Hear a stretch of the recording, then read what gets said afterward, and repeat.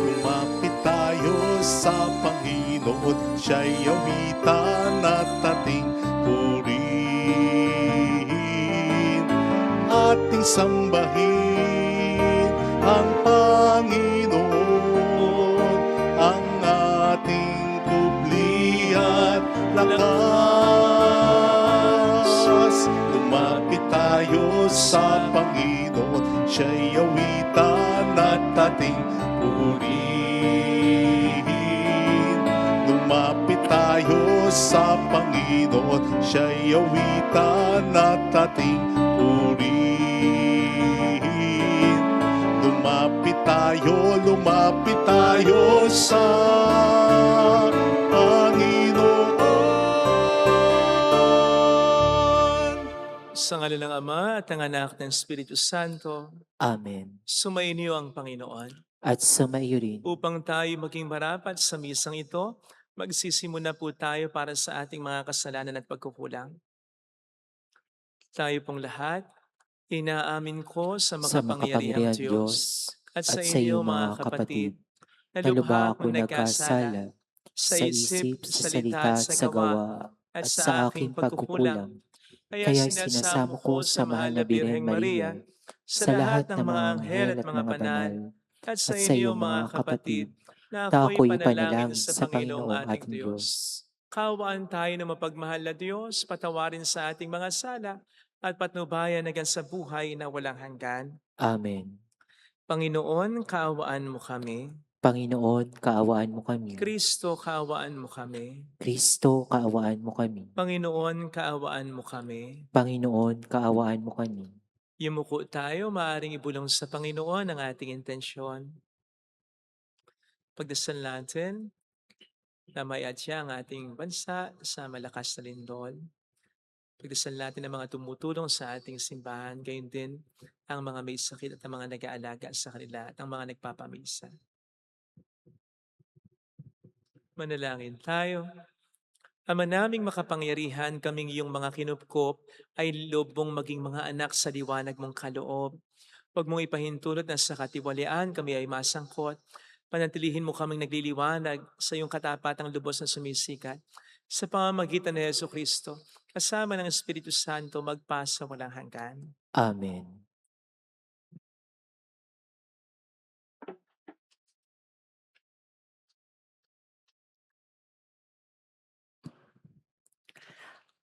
Ang salita ng Diyos mula sa aklat ni Propeta Amos. Noong mga araw na iyon, si Amasiyas, ang saserdote sa Betel, ay nagsumbong kay Haring Jeroboam ng Israel. May binabalak laban sa inyo ang propetang si Amos, aniya. Dahil sa kasasalita niya ay nagugulo ang bayan. Sinasabi niyang kayo'y mamamatay sa digmaan at dadalhing bihag sa ibang lupain ang mga taga-Israel. Pagkatapos, hinarap naman ni Amasiyas si Amos. Bulaan kang propeta, magbalik ka na sa Huda. Doon ka maghanap buhay sa pamagitan ng iyong panghuhula. Huwag ka nang manghuhula rito sa Betel. Narito ang pambansang templo at dito sumasamba ang hari. Sumagot si Amos, hindi ako propeta. Hindi ko ito hanap buhay. Ako'y pastol at nag-aalaga rin ng mga punong igos. Ngunit inalis ako ng Panginoon sa gawaing iyon at inutosang magsalita para sa Kanya, sa mga taga-Israel. Kaya pakinggan mo ang sinasabi ng Panginoon. Pinatitigil mo akong manghula laban sa Israel at mga inapo ni Isaac. Dahil dyan, Amasiyas, ito naman ang ipinasasabi sa iyo ng Panginoon. Ang asawa mo ay magiging isang masamang babae sa lungsod at masasawi sa larangan ng digmaan ang mga anak mo. Paghati-hatian ng iba ang iyong lupain at ikaw ay mamamatay sa isang bayang di kumikilala sa Panginoon. Ang mga taga-Israel ay dadalhing bihag sa ibang lupain. Ang salita ng Diyos. Salamat sa Diyos. ang batas ng matuwid ang kahatulan ng Panginoon ng tanan. Matuwid ang kahatulan ng Panginoon ng tanan. Ang batas ng Panginoon ay batas na walang kulang. Ito'y utos na ang dulot sa tao ay bagong buhay. Yaong kanyang mga batas ay mapagtitiwalaan. Nagbibigay ng talino sa pahat ang kaisipan. Matuwid ang kahatulan ng Panginoon ng tanan. Ang tuntuning ibinigay ng poon ay wastong utos. Liligaya ang sinuman kapag ito ang sinunod. Ito'y wagas at matuwid pagkat mula ito sa Diyos, pangunawa ng isipan yaong bungang idudulot. Matuwid ang kahatulan ng Panginoon ng tanan. Yaong paggalang sa poon ay marapat at mabuti, isang banal na tungkulin na iiral na parati. Pati mga hatol niya ay matuwid na kahatulan. Kapag siya ang humatol, ang pasya ay pantay-pantay. Matuwid ang kahatulan ng Panginoon ng tanan. Ito'y higit pa sa ginto na maraming nagnanais, higit pa sa gintong lantay na ang hangad ay makamit. Matamis pa kaysa pulot, sa pulot na sakdal tamis, kahit anong pulot ito na dalisay at malinis. Matuwid ang kahatulan ng Panginoon ng tanan.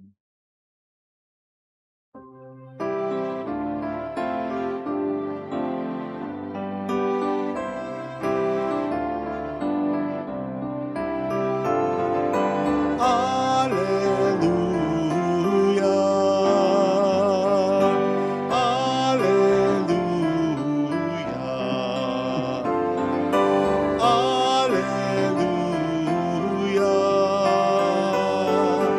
Alleluia.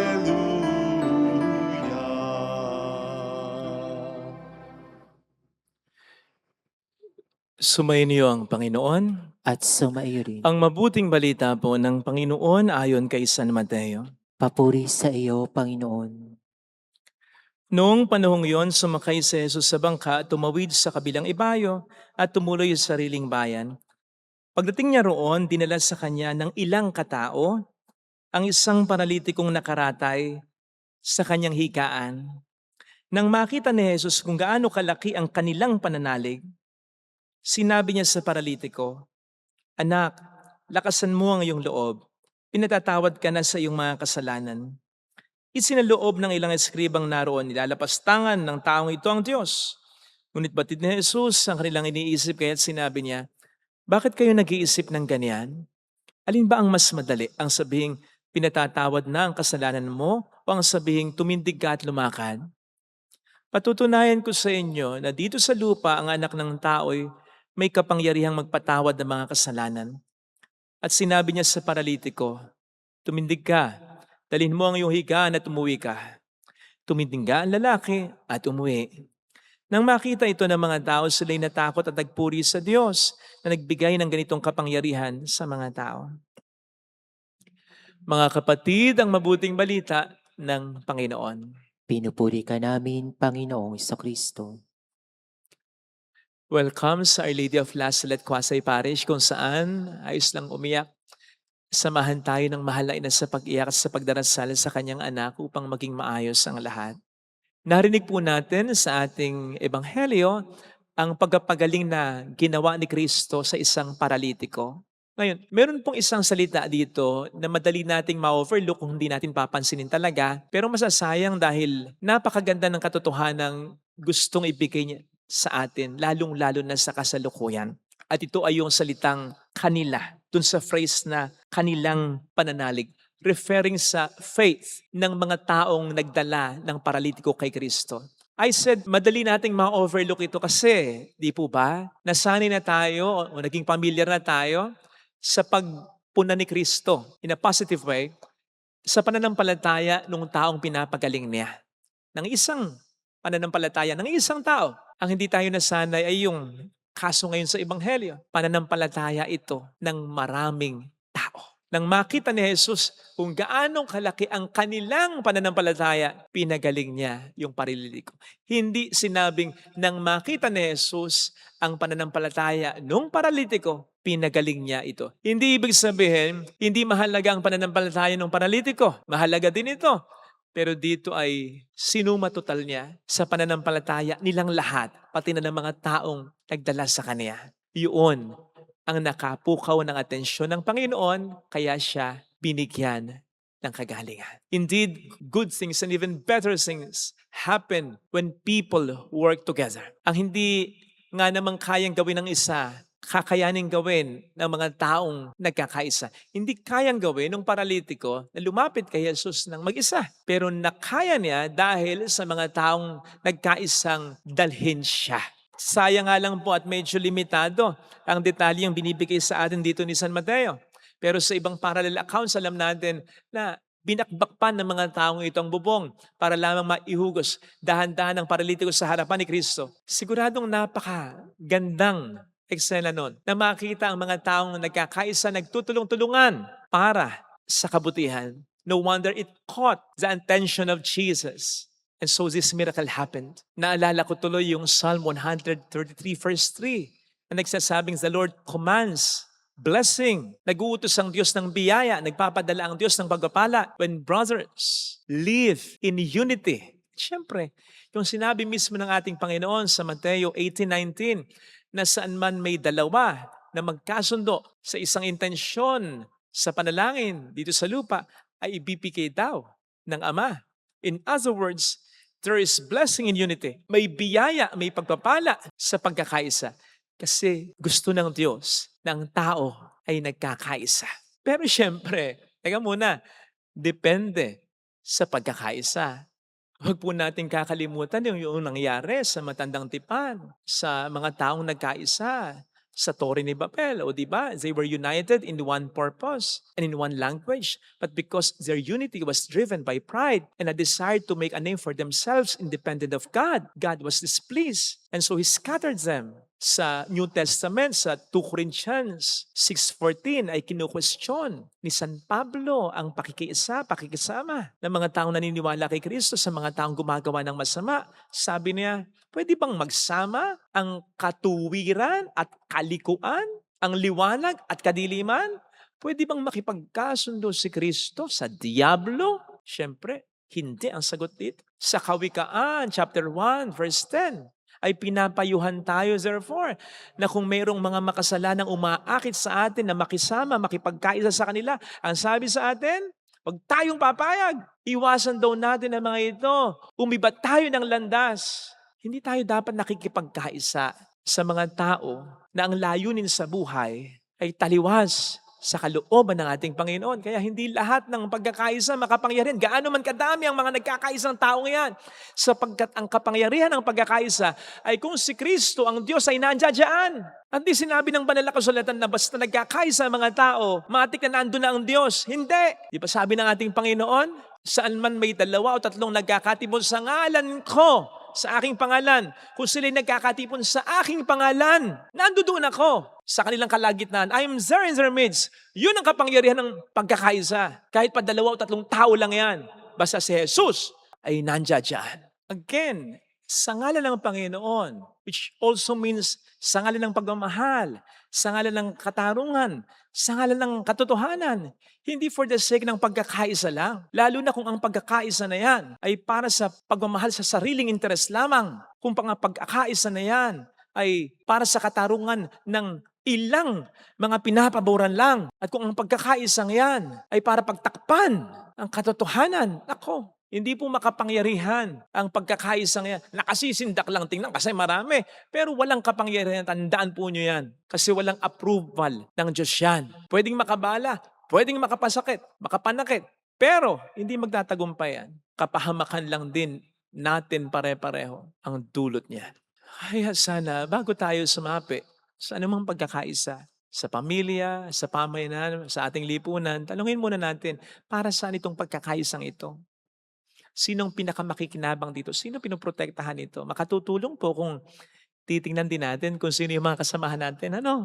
Yung karakter ng mga kasamahan natin, yung records ng mga kasamahan natin, yung interes ng mga kasamahan natin. Tingnan din natin. Sino naman po pwedeng mabuti yung sinusulong ng pagkakaisa, pero yung mga kasama mo, wala naman siyempre yung perfecto, pero yung iba yung makita mo yung mga kasama mo, teka, matitindi mga ginawa nito ba? So di ba dapat? Doon nag-iisip, may mga isip naman po tayo. Hindi po porke gusto ng maraming tao ay gusto na ng Diyos. At di rin po porke gusto na nasa itaas ay gusto na ng Diyos. Lalo pat kung ito ay taliwas sa aral at sa gusto ng Diyos. Huwag po tayong sasali sa pagkakaisang yan. Kumampi po sana tayo, hindi sa tao kundi sa Diyos. Hayaan po nating pag-isahin tayo ng Diyos at hindi ng tao, sapagkat yan po ang tunay na pagkakaisa na makapangyarihan, dahil yan lamang ang makapagbibigay ng totoong pagbabago sa ating pamilya, sa ating lipunan, sa ating bayan. Pusan ang hiling nating biyaya sa ating banal na pagdiriwang. Ilagay natin ang ating kanang kamay sa tapat ng ating puso.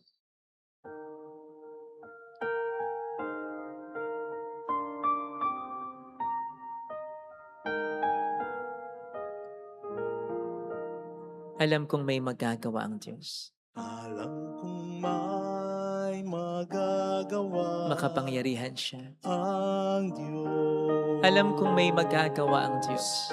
Alam kong may magagawa Walang imposible sa Kanya. ang Diyos.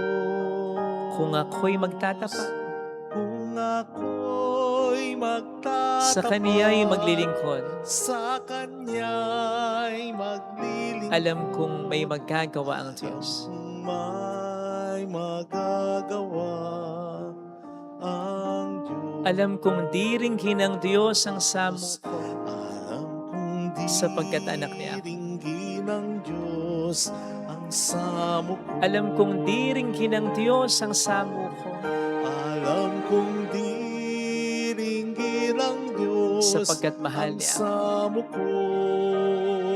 Kung ako'y magtatapat, Kung ako'y magtatapat sa Kaniya'y maglilingkod, sa Kanya'y maglilingkod. alam kong diringgin ng Diyos ang samo ko. Diringgin ng Diyos ang samo Humigit tayo. ko. Panginoon, tulungan mo po kaming magkaroon ng tunay na pagkakaisa, yung kalugod-lugod sa iyong mga mata. Hindi yung masakit sa mata mo, hindi yung pagkakaisang ayaw mo. Tulungan mo po kami magkaisa sa aming bayan, sa aming pamayanan, sa aming mga samahang kinabibigan, lalong-lalo na sa aming pamilya, na naaayon sa kabutihan. Ano ba ang pinakamabuti? Hindi naman kami pwedeng hindi magkaisa kung lahat kami ang pupuntiryahin. Ano bang pinakamabuti? Ano ang pinakatama? Ano ba ang totoo? Tulungan mo po kami, Panginoon, na magkasundo para sa iyo. Hallelujah! Purihin ang Diyos. Hallelujah! Pasalamatan siya. Siya ay muling babalik sa atin. Hindi niya tayo iiwan. Hindi niya tayo pababayaan. Paniwalaan po natin yan. Hallelujah! Purihin ang Diyos. Hallelujah! Sa takdang panahon, babalik ang Panginoon upang tayo ay kunin. Tapat siya sa kaniyang mga pangako sa atin. Sabihin mo sa sarili mo, mayroong magandang mangyayari sa iyo. Higit pa sa inaasahan mo. Sapagkat mahal ka ng Diyos, pakatandaan. Kung lalapit ka kay Jesus, maaring matagal, maaring maging mahirap, pero magiging maayos pa ang lahat. Mayroong magandang mangyayari sa iyo. Mayroong magandang mangyayari Kung lalapit kay Jesus, kung lalapit kay Jesus. Papuri sa Ama at sa Anak sa Espiritu Santo. Kapara na sa una-una, ngayon magpakailanman at magpasawalang hanggan. Amen. Pag-aalay.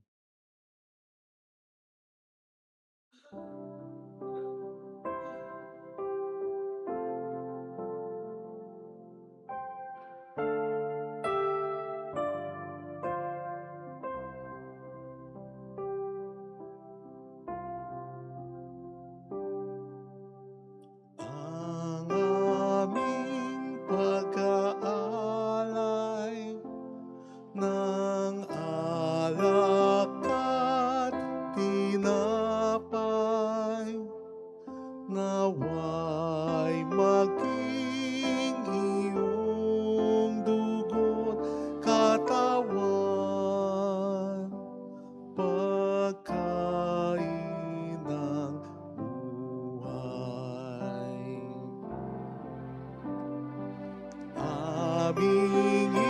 isasalo sa banal na alay mo.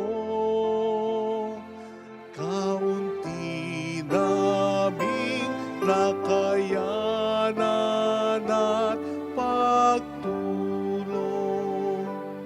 pag-asa ng buhay. Manalangin tayo, pang ating handog ay maging kalugod-lugod sa Diyos samang makapangyarihan. Tanggapin nawa ng Panginoon itong paghahain sa iyong mga kamay, sa kapuring at karangalan sa ating kapakinabangan at sa buong sambayan niyang banal. Ama naming lumikha, kami iyong pinagpagindapat kumanap sa pagdiriwang ng paghahain ng iyong pagliligtas. Ipagkaloob mo ang aming paglilingkod sa iyo, gawing kalugod-lugod ng mga alay na ito. Sa pamamagitan ni Heso Kristo, kasama ng Espiritu Santo, magpa sa walang hanggan. Amen. Sumainyo po ang Panginoon. At sumaiyo rin, Itaas sa Diyos ang inyong puso at diwa. itinaas na namin sa Panginoon. Pasalamatan ng ating Panginoong Diyos. Marapat na siya'y pasalamatan. Ama naming makapangyarihan, tunay ngang marapat na ikaw ay pasalamatan sa pamamagitan ni Heso Kristo na aming Panginoon. Siya ay naging kapwa naming maaasahan upang may mangunang umakot sa pananagutan dahil hangad mong magbago ang kinamihas ng pagkakaniya-kanya ng sangkatauhan. Bunga ng pagtitiis siya ay nanaig at ang kamatayan ay kanyang nalupig, kaya't siya ang aming daan para aming masapit ang iyong tapat at maasahang pag-ibig. Kaya kaisa ng mga anghel na nagsiawit ng papuri sa iyo ng walang humpay sa kalangitan, kami nagbubunyi sa iyong kadakilaan. Santo, Santo, Santo, Panginoon Diyos ng mga hukbo, napupuno ang langit at lupa ng kadakilaan mo, o sana sa kaitaasan. Pinagpala ang naparirito sa ngalan ng Panginoon, o sana sa kaitaasan. Ama naming banal, ikaw ang bukhal ng tanang kabanalan. Kaya't sa pamamagitan ng iyong Espiritu gawin mong banal ang mga kaloob na ito upang para sa amin ay maging katawan at dugo ng aming Panginoong Hesukristo. Bago niya pinagtiis ang kusang loob na maging handog, hinawakan niya ang tinapay, pinasalamatan kaniya, pinaghati-hati niya iyon, niabot sa kaniyang mga alagad at sinabi, "Tanggapin ninyong lahat ito at kanin. Ito ang aking katawan na ihahandog para sa inyo."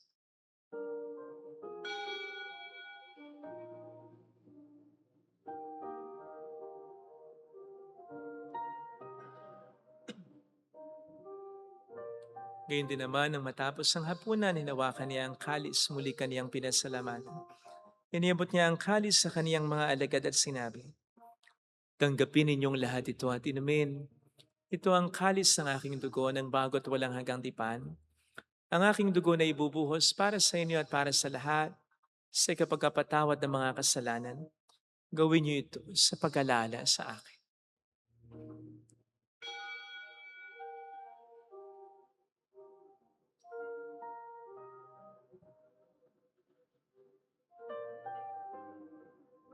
Ang misteryo ng ating pananampalataya. Si Kristo'y namatay, si Kristo'y nabuhay, si Kristo'y babalik sa wakas ng panahon. Ama, ginagawa namin ngayon ang pag-alaala sa pagkamatay at muling pagkabuhay ng iyong anak. Kaya inialay namin sa iyong tinapay ng buhay at ang kalis ng kaligtasan. Kami nagpapasalamat dahil kami iyong minarapat at tumayo sa harap mo para maglingkod sa iyo. Sinasamo namin kami na magsasalo sa katawan at dugo ni Kristo ay mabuklod sa pagkakaisa sa pamamagitan ng Espiritu Santo. Ama, lingapin mo ang iyong simbang laganap sa buong daigdig. Puspusin mo kami sa pag-ibig. Kaysa ni Leon na aming Papa, ni Dennis na aming Obispo at ang Tanang Kaparian. Alalahanin mo ang mga kapatid naming nahimlay nang may pag-asang sila'y muling mabubuhay, lalo ng aming mga ipagdarasal. Saglit nating ipagdasal ang ating mga kakilalang namatay na. Kaawaan mo sila at patuloyin sa iyong kaliwanagan. Kaawaan mo at pagkingtapatin kaming lahat na makasalo sa iyong buhay na walang wakas. Kaysa ang mahal na Birhen ng Lasalet, ang ina ng Diyos si San Jose, ang kabiyak ng kanyang puso lahat ng mga banal na namuhay dito sa daigdig ng kalugod-lugod sa iyo.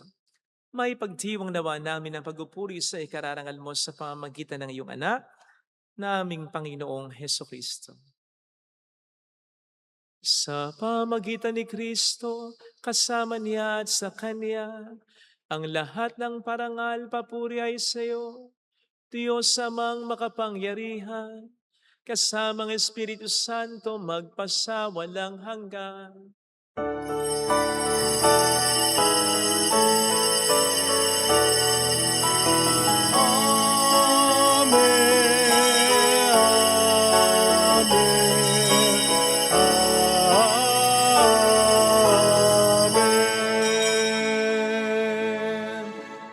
Tumawag tayo sa Ama.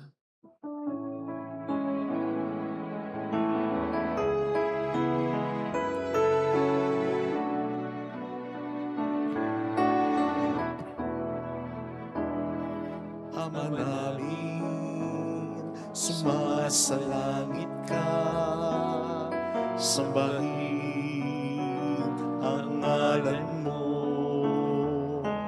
mapasa amin ang kaharian mo, sundin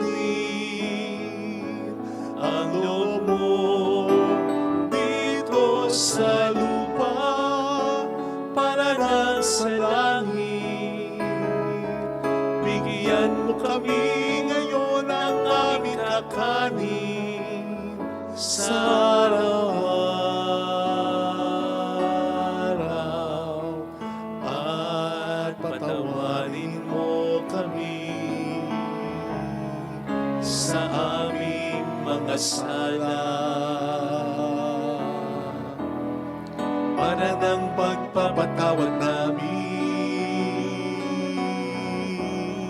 sa nagkakasala sa amin.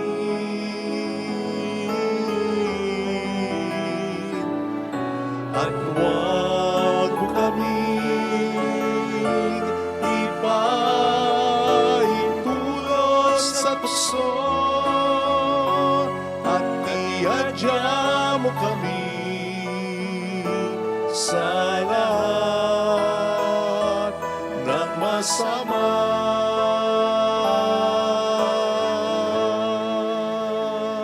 Hilig namin kami adya sa lahat ng masama, pagkalooban ng kapayapaan araw-araw, iligtas sa kasalanan, samantalang aming pinaghahandaan ang dakilang araw ng pagpapahayag ng tagapagligtas naming si Jesucristo. Sapagkat iyong kaharian, ang kapangyarihan at ang kapurian magpakailanman. Amen. Panginoong Jesucristo, sinabi mo noon, sinasabi mo rin sa amin ngayon, kapayapaan ang iniiwan ko sa inyo, aking kapayapaan ang binibigay ko. Tungayin mo ang aming pananampalataya, wag ang aming pagkakasala. Pagkalooban mo kami ng kapayapaan at pagkakaisa sa iyong kalooban, kasama ang Espiritu Santo magpasa walang hanggan. Amen. Ang kapayapaan ng Panginoon ay sumainyo nawang lahat. At sumaiyo rin. Magbigayan tayo ng kapayapaan sa isa't isa. Kapayapaan. Peace be with you. Kapayapaan. Kordero ng Diyos na Na nag-aalis ng mga kasalanan ng sanlibutan, maawa ka sa amin. Kordero ng Diyos na nag-aalis ng mga kasalanan ng sanlibutan, maawa ka sa amin. Kordero ng Diyos na nag-aalis ng mga kasalanan ng sanlibutan, ipagkaloob mo sa amin ang kapayapaan. Narito sa harap natin ang Panginoon, ang bigkis ng tunay na pagkakaisa, mapalad tayong lahat na inaanayahanin. Panginoon, hindi ako karapat-dapat na magpatuloy sa iyo, ngunit sa isang salita mo lamang ay gagaling na ako.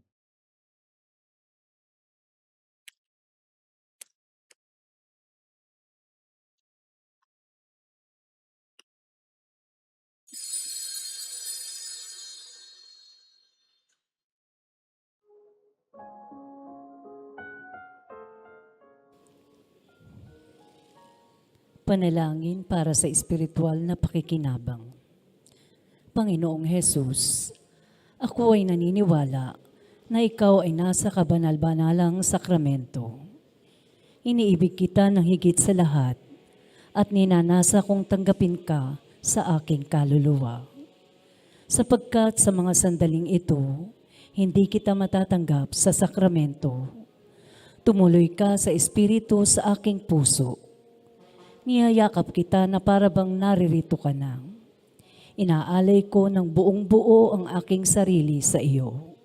Huwag mong hayaang mawalay ako sa iyo. Amen.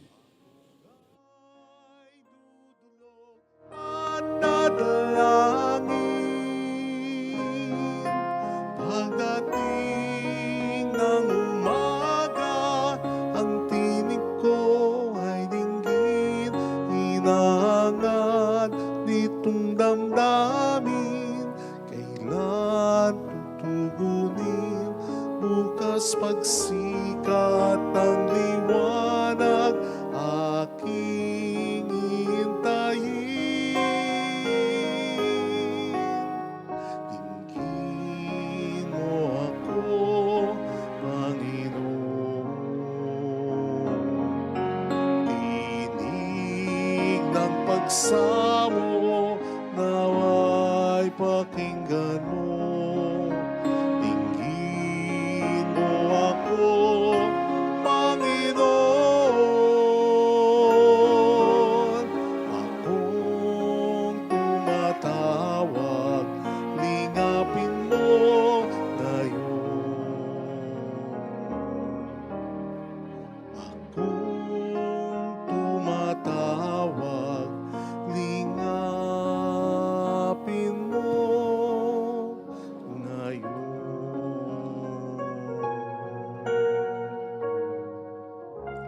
Manalangin tayo. Ama naming mapagmahal, buhay nawa kami ng aming inihain at pinagsaluhan upang kaming pinagbuklod sa pag-ibig mo kailanman ay magkaroon ng buong lagi naming maiaalay. Sa pamamagitan ni Jesucristo kasama ng Espiritu Santo magpasa walang hanggan. Amen. Holy God, Holy Mighty One, Holy Immortal One. Have mercy on us and on the whole world. Holy God, Holy Mighty One, Holy Immortal One. Have mercy on us and on the whole world. Holy God, Holy Mighty One, Holy Immortal One. Have mercy on us and on the whole world. Jesus, King of Mercy, We trust in you. alalahanin, Alalahanin, O mahal na Birhen ng Lasalet, ina ng pag-asa, ikaw ang nagpapaalala sa amin magbalik loob sa Ama. Ito ang nagpapatunay na ang kagandahang loob mo'y nananatiling busilak sa pag-aaruga mo sa amin, tungkulin mo'y tinupad. Sa paanan ni Kristo'y tinuri mo kami mga tunay mong anak, kaya ninais mo ni isa'y huwag mapahamak, maging sa walang tigil na panalangin, pati luhay pumatak. Huwag nawang mawala na saysay ang iyong paghihirap. Hiling nawa namin sa iyo, o aming nanliyag, na matapos sa pakikibaka namin sa mundong ito, at sa pananatili naming tapat kay Kristo, sa kapurian mo'y makibahagi kaming ganap, upang kung nasaan ka ngayon ay maparoon din kaming lahat, at ang kaganapan ng kaluwalhatian ng Diyos Amay, tuluyang matupad siya nawa. mahal na Bira ng Lasalet, tagapagkasundo ng mga makasalanan. Ipanalangin mo, walang patid kami mga dumudulog sa iyo. Maraming po salamat sa inyong pakikisat sa mga tulong na binibigay ninyo, nagiging dahilan para marami din po tayo matulungan. Salamat po sa pagmamahal niyo sa ating inang simbahan. Thank you po. Sumainyo ang Panginoon. At sumaiyo rin. Pagpalain kayo kasama ng ating pamilya ng mapagmahal na Diyos, ng Ama at ng Anak, ng Espiritu Santo. Amen. Umayo tayo sa kapayapaan ni Kristo. Salamat sa Thank you rin Diyos. po.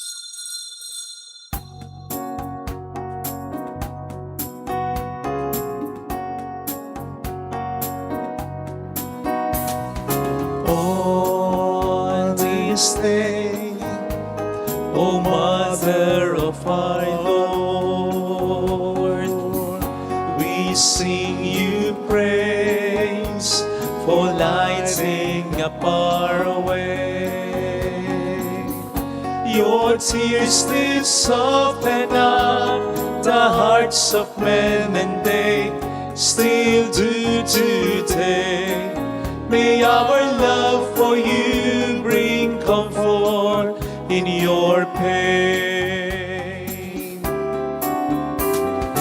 On this day, O Mother of our Lord, we sing you praise for lighting up our way.